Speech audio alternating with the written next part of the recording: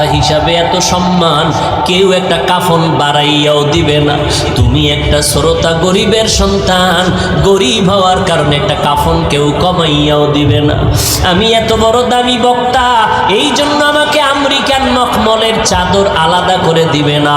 তোমারও যেই 3টা সাদা কাফন, আমারও সেই 3টা সাদা কাফন। কে ডাক্তার, কে রোগী, কে বক্তা, কে শ্রোতা, কে ইমাম, কে মুক্তাদি, মরণের পরে 3টা সাদা কাফনের প্যাকেটে ঢুকানোর পরে সব এক হয়ে যাবে। কাফনের উপরে লেখাও থাকবেন এটা ডাক্তার সাহেবের লাশ, এটা পীর সাহেবের লাশ, এটা মুরিদের লাশ। পীর সাহেবেরটা ধরতে অজু কইরা ধরবি, মুরিদেরটা লাশটা ধরতে অজু লাগবে না। বলো বাবারা, কাফনের উপরে লেখা থাকবে নি? কে পীর, কে মুরিদ, কে হুজুর না, কে আলেম, কে মূর্খ, কে বক্তা, কে শ্রোতা, কে ইমাম, কে মুক্তাদি লেখা নাই। সবাই একই সিস্টেমে জানাজা পড়াইয়া ওই বাঁশবাগানে মাটির গর্ভে নিয়ে যাবে। এত শ্রোতা, এত বন্ধু, আপন বন্ধু কেউ নাই।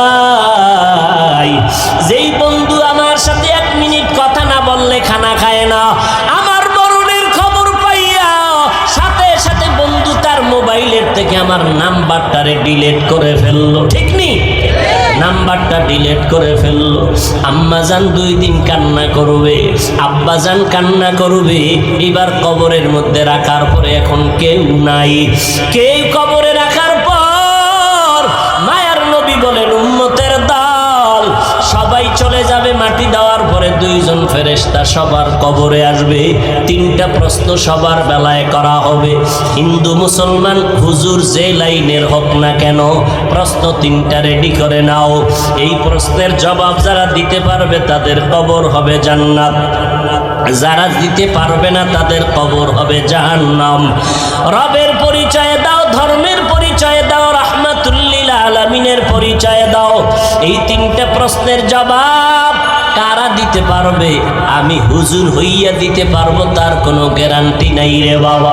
যদি আমি হুজুর হইয়া দিতে পারবো গ্যারান্টি থাকতো, আমার নবীর সাহাবী আবু বকর সারা রাত যায় নামাজে কান্না করতেন।